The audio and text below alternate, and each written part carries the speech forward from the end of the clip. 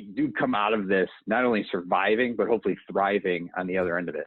Yeah, it's interesting because I believe firmly, and it sounds like you do too, when we get to the other side of this, whenever that is, whatever that looks like, we are going to be so much better for it. And I believe this is a time, and I want to get into your culture a little bit. I believe this is a time where those who pay lip service to building a great culture, okay, they're going to be exposed, right? But folks like you that do things the right way, one of the things I spend a lot of time with my clients, whether it's my coaching clients or when I'm speaking, is working on building a culture worth fighting for.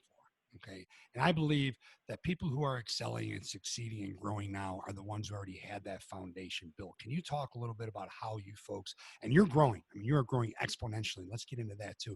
But how have you built and driven this wonderful culture you have there? Well, it's been, to your point, it's got to be more than words, right? You got to live the culture day in and day out. That's one of the things that drove me to Acadia, quite frankly, is the culture that they have and kind of their mission. Being patient-centric, respect, integrity, and trust are at the foundation of what we do and how we do it.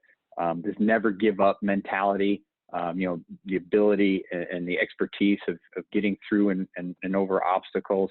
But we've really honed in on the commercial side of trust through transparency, performance excellence, kindness, and fun. Wow. And I think through all of this, the trust through transparency has been huge. That's where I think the communication has come in, the reassurance that I talked about before, communicating to your point that, hey, we don't know what we're going to do.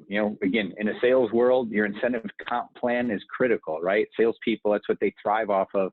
Obviously, there's been a lot of questions about that. We don't have all the answers today. We truly don't know what the true impact of all this is going to be on that. And we've communicated that. It's like, hey, we're observing this, we're monitoring it, we're going to do the right thing, but be patient and let us have this play out a little bit before we make any final decisions. So I think it's being vulnerable, it's admitting you don't have all the answers, but it's instilling that trust and building upon the trust that I think we've developed through our culture.